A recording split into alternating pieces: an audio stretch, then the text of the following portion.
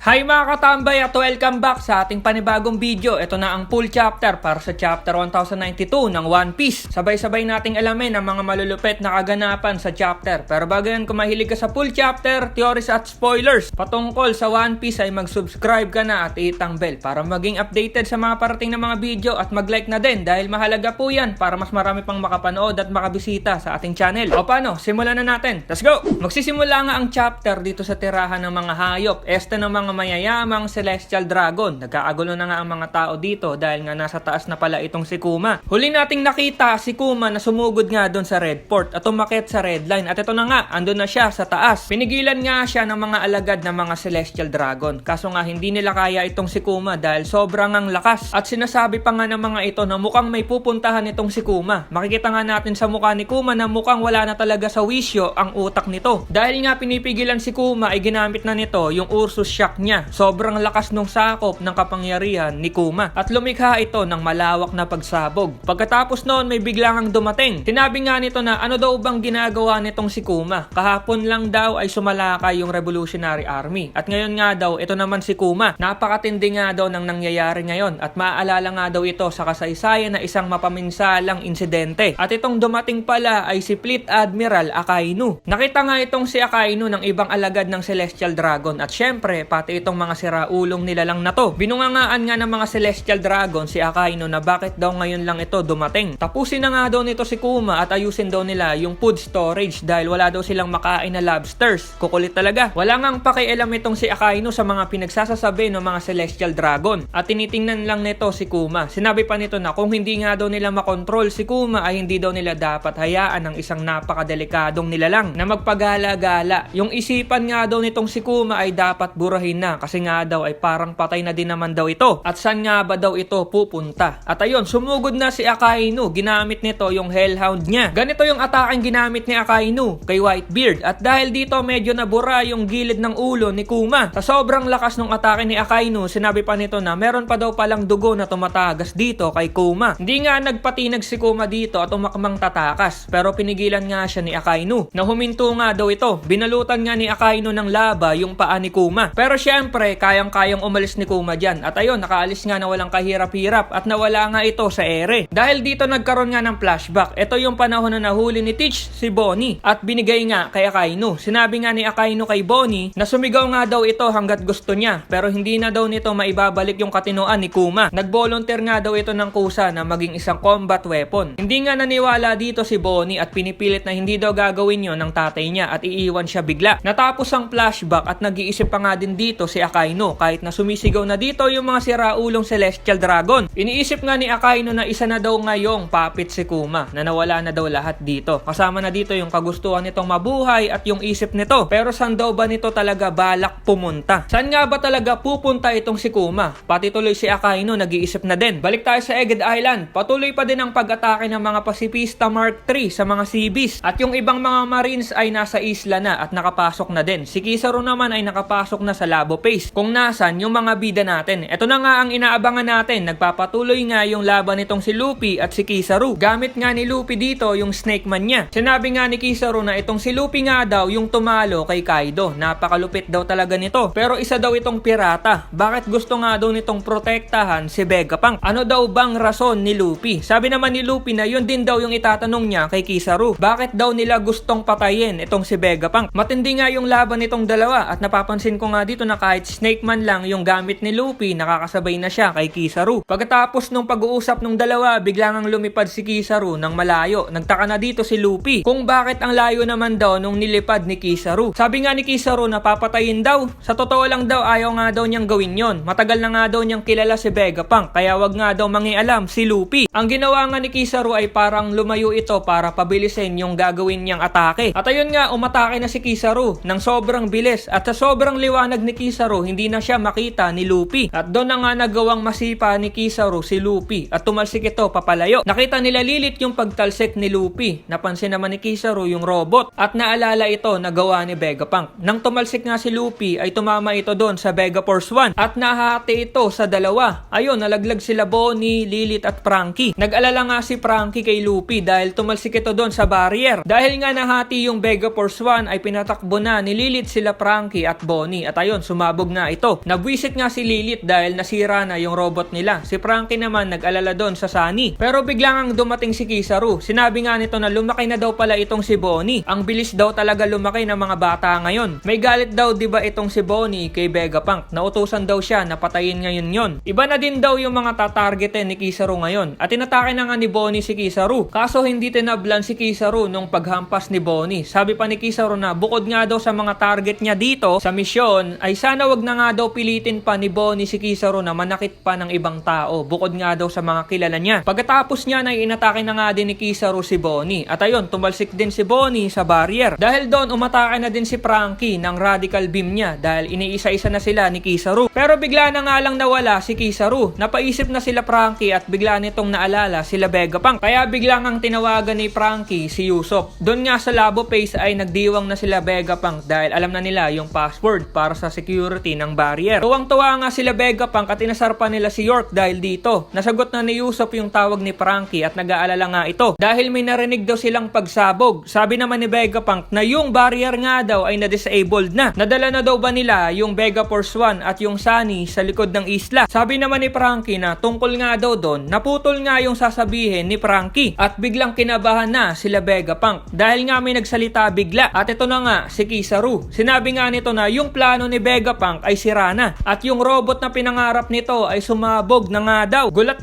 nga ang lahat dahil nasa harap na nila itong admiral na si Kizaru. Napatanong na lang si Vegapunk na bakit nandun na nga daw agad si Kizaru. Sinabi nga ni Kizaru na sana maintindihan nga daw ni Vegapunk na itong mission nga daw niya ay napakahirap nga daw para kay Kizaru at ayaw nga daw niya itong pahabain pa. Tatapusin na nga ni Kizaru si Vegapunk nang biglang may malaking kamay na humawak sa buong katawan ni Kizaru at ito na si Luffy na nag-transform na sa Gear 5 niya. Sabi nga ni Luffy na napakasakit daw nung ginawa ni Kizaru. Ang tindi nga daw talaga ni Kizaru. Pinalipad nga daw siya nito pababa at lumagpas daw siya sa mga barrier ng 2 beses. Akala nga daw ni Luffy mamamatay na siya. Tumatawa-tawa na nga lang si Luffy dito. Si Kizaru naman gulat na gulat at hindi makatakas doon kay Luffy. Ito daw pala yung kapangyarihan na sinasabi ng mga Gorosei. Habang nasa Gear 5 nga si Luffy ay may kakaibang nangyari. Yung robot na nakita nila Luffy sa Egged Island ay biglang gumana at umilaw yung mga mata nito. End of the chapter. Okay, isang magandang chapter na naman ang nakita natin. Naglaban na nga sila Kizaru at Luffy. Sinira na din ni Kizaru yung plano nila Vegapunk dahil nga nasira na yung Vegaforce 1 at mukhang makakapalag si Kizaru kay Luffy. Yun nga lang mukhang maiiba na yan dahil hindi nga nakawala si Kizaru sa kamay ni Luffy dahil nag-Gear 5 na ito at mukhang may bagong tutulong kay Luffy dahil nga nagising na yung ancient robot. Ano kaya ang may tutulong nito kay Luffy? Abangan natin yan. Salamat sa pagnood at see you sa next video. Over na!